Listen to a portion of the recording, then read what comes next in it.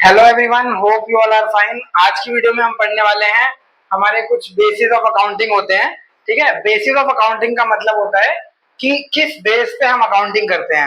Account करने की base क्या है, मतलब किस तरीके से हम अकाउंटिंग करेंगे। ठीक है, ये हमारा पर्टिकुलर टॉपिक है जो 11th क्लास में हमें देखने को मिलता है। चैप्टर नंबर आई थिंक 6 है। ठीक है, जिसमें हमें बेसिस ऑफ अकाउंटिंग देखने को मिलता है कि हम किस तरीके से अकाउंटिंग करें। ठीक है ना, तो कैश और एक्रुअल बेसिस दो हमारे बेसिस होते हैं अकाउंटिंग में, जिस बेस पे हम अकाउंटिंग करते हैं।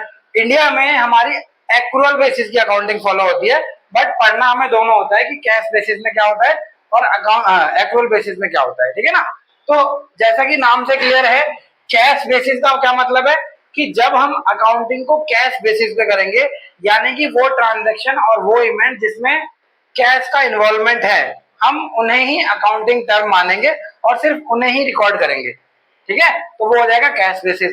और एक्रुअल क्या होता है? एक्रुअल यानी कि जिसमें हम कैश और नॉट कैश दोनों, मतलब क्रेडिट, है ना, कैश ट्रांजैक्शन और क्रेडिट ट्रांजैक्शन जिसमें दोनों रिकॉर्ड की जाती है, वो होता है हमारा एक्रुअल। और जिसमें ओनली कैश रिकॉर्ड किया जाता है वो हमारा कैश बेसिस होता है। ठीक है, ये ओवरऑल ऊपर से व्यू दिया है मैंने। ठीक है, अब इसके एक बार डेफिनेशन चेक कर लेते हैं क्या लिखा हुआ है। तो कैश बेसिस में लिखा हुआ है, transaction are recorded in the books of account on cash being receive और पेड। ठीक है, तो ट्रांजैक्शन कब रिकॉर्ड होंगी? जब कैश बीइंग रिसीव और पेड, मतलब कैश का इन्वॉल्वमेंट होना जरूरी है। ठीक है, कैश का इन्वॉल्वमेंट होना जरूरी है। तो कैश बेसिस में क्या है, ट्रांजैक्शन ओनली तब रिकॉर्ड होंगी जब कैश रिसीव होगा या पेड होगा। ठीक है, वहीं अगर हम एक्रुअल की बात करें तो transaction is recorded in the book of account when entered. When entered का मतलब है कि जब ट्रांजैक्शन हमारी कंप्लीट हो गई। ठीक है, जब लेन देन हो गया किसी भी चीज का, वेदर कैश, यहां लिखा हुआ है whether cash is receive paid और नॉट, यानी कि कैश रिसीव हुआ हो या ना हुआ हो। ठीक है ना, तो इसमें कैश रिसीव हुआ हो या ना, मतलब बेसिक फर्क जो देखिए दोनों में, जो बेसिक डिफरेंस है वो यही है कि इसमें कैश होना जरूरी है और इसमें कैश होना कोई कंपलसरी नहीं है, ऑप्शनल है। ठीक है, होगा तब भी रिकॉर्ड करेंगे, नहीं होगा तब भी रिकॉर्ड करेंगे, तो उसे कहते हैं एक्रुअल बेसिस। और जिसमें होना जरूरी है उसे कहते हैं कैश बेसिस। इंडिया में कैश बेसिस फॉलो नहीं होता, हमारे इंडिया में एक्रुअल बेसिस फॉलो होता है जब हम अकाउंटिंग करते हैं तो। ठीक है, अब इन दोनों के ही अपने अपने एडवांटेज और डिसएडवांटेज है, जो कि एक एक करके मैं, है ना, एक्सप्लेन कर देता हूँ। जैसे कि हम पहले कैश बेसिस की बात करते हैं, तो कैश बेसिस में 3 एडवांटेज दे रखे हैं, जिसमें पहला है सिंपल बेसिस एज प्रीपेड, है ना, मैंने शॉर्ट फॉर्म में लिखा है। प्री यानी कि प्रीपेड, प्रीपेड यानी कि जो हमने ऑलरेडी पेड कर रखा है बट अभी यूज नहीं किया। आउटस्टैंडिंग यानी कि जो हमने यूज कर लिया, पे नहीं किया। एडवांस यानी कि जो हमने रिसीव कर लिया है एडवांस में। ठीक है, और एक्रूड यानी कि जो हमने अर्न कर लिया है बट रिसीव नहीं किया। तो ये सारी चीजें, है ना, ये सारी चीजें इसमें नहीं होती, इसमें कैश बेसिस में। कैश बेसिस में प्रीपेड, आउटस्टैंडिंग, एडवांस और एक्रूअल का कोई लेना देना नहीं है, क्योंकि यहाँ पर सिंपल सा फंडा है, कैश मिला तो रिकॉर्ड करो, नहीं मिला तो मत रिकॉर्ड करो। खर्चा हुआ नहीं हुआ, है ना, मिलेगा या बाद में मिलेगा, इससे हम रिकॉर्ड ही नहीं करते। ठीक है, इससे हमें कोई लेना देना नहीं है। तो ये पहला पॉइंट है। Second number, more objective as very few estimates. ठीक है, मतलब हम इन एस्टिमेट, ये जो एस्टिमेशन है ना, प्रीपेड का एस्टिमेशन, प्रीपेड का एस्टिमेशन मतलब कि हमने पे कर दिया अभी यूज नहीं करा, ये एक एस्टिमेशन है। आउटस्टैंडिंग मतलब कि हमने यूज कर लिया, पे नहीं किया, है ना। एडवांस मतलब कि हमें एडवांस पेमेंट मिल गई है, अभी हमने उनके लिए काम नहीं किया जिसने भी पेमेंट किया है। और एक्रूड मतलब काम कर चुके पेमेंट। तो ये सारे एस्टिमेशन होते हैं और ये एस्टिमेशन कैश बेसिस में फॉलो नहीं किए जाते। इसीलिए यहाँ लिखा हुआ है more objective as very few estimations are follow, कह सकते हैं इसमें वेरी फ्यू एस्टिमेशन इम्प्लीमेंटेड कह सकते हैं, फॉलो कह सकते हैं। ठीक है, तो एडवांटेज इसका ये भी है कि ये ज्यादा अच्छा लगता है क्योंकि इसमें एस्टिमेशंस नहीं होते। थर्ड नंबर पॉइंट है हमारा suitable for enterprise where transaction are on cash basis. ठीक है, तो कैश बेसिस उस एंटरप्राइजेस के लिए सुटेबल है, उस एंटरप्राइजेस के लिए, ऑर्गेनाइजेशन के लिए, एसोसिएशन के लिए, जहां पर कैश बेसिस में ही ट्रांजैक्शन होती है। कैश बेसिस मतलब कि लेन देन सारी जिसमें कैश का इन्वॉल्वमेंट है। तो ये इसके 3 एडवांटेज हैं। अब डिसएडवांटेज की बात करते हैं। It does not give true and fair view. ठीक है, ये देखो पढ़ के ही क्लियर हो रहा है, क्योंकि हम सिर्फ कैश ट्रांजैक्शन को रिकॉर्ड करेंगे, है ना, लेकिन हमारे बिजनेस में क्रेडिट ट्रांजैक्शन भी होती है। ना चाहते हुए भी कहीं ना कहीं हमें लोन फैसिलिटी लेनी पड़ती है, हमें लायबिलिटीज लेनी पड़ती है, हमें क्रेडिट फैसिलिटी लेनी भी पड़ती है और देनी भी पड़ती है, क्योंकि एज अ कंपटीशन बहुत है मार्केट में। अगर हम क्रेडिट फैसिलिटी नहीं देंगे, चाहे वो कस्टमर हो, अगर लेने की बात आ रही है तो सप्लायर से लेंगे, तो कहीं ना कहीं हमारा बिजनेस उतना फ्लुएंसी से नहीं चल पाएगा जैसे सामने वाला बिजनेस चल रहा है।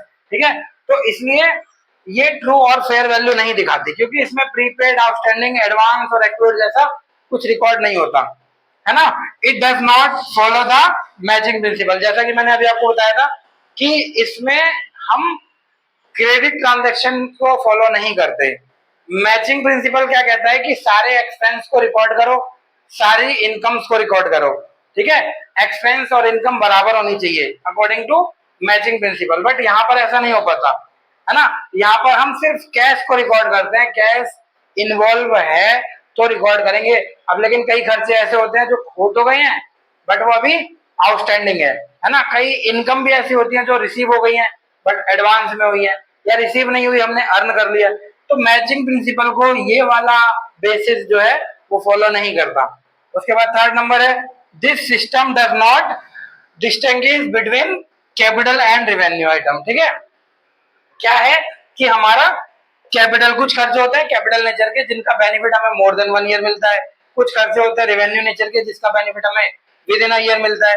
तो इस सिस्टम में उन दोनों खर्चों को, उन दोनों आइटम्स को हम डिफरेंशिएट नहीं करते, है ना। तो ये भी इसका एक डिमेरिट है, किसमें, कैश बेसिस में।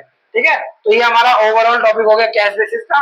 अब इसके एडवांटेज, एक्रूअल बेसिस के भी एडवांटेज और डिसएडवांटेज देख लेते हैं। एक्रूअल बेसिस यानी कि जिसमें कैश का इन्वॉल्वमेंट जरूरी नहीं है, ऑप्शनल है ना। फर्क है, यहाँ पर क्या है, ऑप्शनल, कैश मिल जाए तो अच्छी बात है, नहीं मिले तब भी रिकॉर्ड करेंगे। और यहाँ पर क्या है, कंपलसरी, कि कैश का होना जरूरी है तभी आप रिकॉर्ड कर सकते हो, विदाउट कैश रिकॉर्ड नहीं करना। ठीक है, तो अब इसके एडवांटेज और डिसएडवांटेज देख लेते हैं। पहला एडवांटेज है, it is more scientific compare to cash basis. हम कैश बेसिस से अगर इसको कंपेयर करें तो ये ज्यादा साइंटिफिक होता है। इसका रीजन ये है कि इसमें हम सारी ट्रांजेक्शन को रिकॉर्ड करते हैं, मतलब कि कैश का इन्वॉल्वमेंट है तब भी और क्रेडिट का इन्वॉल्वमेंट है तब भी। ये ट्रू फिगर दिखाता है ना। आगे लिखा भी है, it's show a complete picture of finance.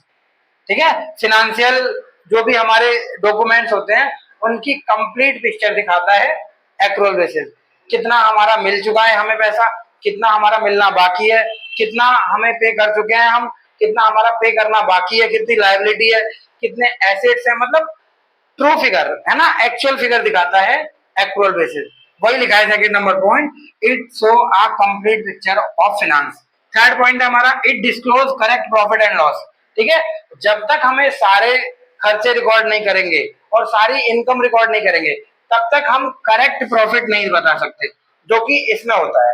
इसमें करेक्ट प्रॉफिट नहीं बताया जा सकता क्योंकि हम खर्चों को रिकॉर्ड नहीं कर पाते, सारे खर्चों को, सिर्फ उन्हीं खर्चों को रिकॉर्ड कर पाते जो हमने पे कर दिए। लेकिन इसमें हम आउटस्टैंडिंग भी रिकॉर्ड करते हैं, प्रीपेड भी रिकॉर्ड करते हैं, है ना। और वहीं इनकम की बात करें तो एडवांस इनकम भी रिकॉर्ड करते हैं और एक्रूड इनकम भी रिकॉर्ड करते हैं। तो ये हमारा करेक्ट प्रॉफिट दिखाता है। ठीक है ना, तो इसके एडवांटेज हो गए। अब डिसएडवांटेज में आते हैं। डिसएडवांटेज का पहला पॉइंट है हमारा, it is not simple as cash basis. ठीक है, ये थोड़ा सा कॉम्प्लिकेटेड होता है ना, कि इसमें चेक करना होता है कितना मिल चुका कितना बाकी है ना। वही कि कॉम्प्लिकेशन किस चीज को लेकर है, ये जो हमारे पॉइंट थे कुछ, प्रीपेड, आउटस्टैंडिंग, एडवांस और एक्रूड, जो कि इसमें नहीं होता। ये सिंपल था, है ना, इसमें लिखा था सिंपल बेसिस एज, क्योंकि इसमें ये सारी चीजें नहीं होती। अब इसमें ये चीजें होती हैं तो ये इसका डिसएडवांटेज बन गया। जो उसका एडवांटेज था वो इसका डिसएडवांटेज। तो ये क्या है, सिंपल नहीं होता, नॉट सिंपल। ठीक है, एज कैश बेसिस की तरह। अब सेकंड पॉइंट आता है हमारा, the accounting process is too elaborate. Too elaborate मतलब काफी लेंदी हो जाता है, काफी लंबा चौड़ा हो जाता है, क्योंकि इसमें बहुत सारी चीजें हमें रिकॉर्ड करनी होती हैं, जो मिल गई वो भी, जो नहीं मिली वो भी, जो पे कर दी वो भी और जो नहीं पे की वो भी। तो ये अकाउंटिंग प्रोसेस काफी इलेबोरेटेड हो जाता है, काफी लंबा चौड़ा हो जाता है, फैला हुआ हो जाता है। ठीक है, तो ये सेकंड डिसएडवांटेज हो गया। अब थर्ड नंबर पे आते हैं, a quick appraisal of profit and loss is not possible. Quick appraisal की जगह क्विक कैलकुलेशन भी कह सकते हैं, क्विक डिटर्मिनेशन भी कह सकते हैं। तो जल्दी से हम प्रॉफिट और लॉस का पता नहीं लगा सकते इस वाले एक्रुअल बेसिस में, है ना, इस वाले बेसिस में। तो वही लिखा हुआ है, a quick appraisal of profit and loss not possible. ठीक है, पॉसिबल नहीं है क्योंकि लंबी चौड़ी कैलकुलेशन होती है, चेक करने पड़ते हैं कितने खर्चे हैं, कितनी इनकम है ना। वही फिर घूम फिर के बात वहीं आ जाती है, प्रीपेड, आउटस्टैंडिंग, एडवांस और एक्रूड। ठीक है, वो सारी चीजें रिकॉर्ड होती है, तभी हमारा एक सही प्रॉफिट और एक सही लॉस पता लगता है। तो ये भी कहीं ना कहीं एक लेंथी प्रोसेस है, जिसकी वजह से ये इसका डिसएडवांटेज बन गया है। ठीक है, तो ये हमारा ओवरऑल टॉपिक हो गया कैश बेसिस और एक्रूअल बेसिस का। ठीक है, होप आपको ये सारी चीजें क्लियर हो गई होंगी। अगर अभी भी आपको कहीं कोई डाउट लगता है तो आप मेरे से कमेंट सेक्शन में पूछ सकते हैं। वीडियो अगर पसंद आई हो तो वीडियो को लाइक कर दीजिएगा, चैनल को सब्सक्राइब जरूर कर दीजिए ताकि आगे आने वाली वीडियोस का नोटिफिकेशन आपको मिलता रहे। मिलते हैं आपसे अपनी नेक्स्ट वीडियो में, तब तक के लिए बाय बाय, टेक केयर।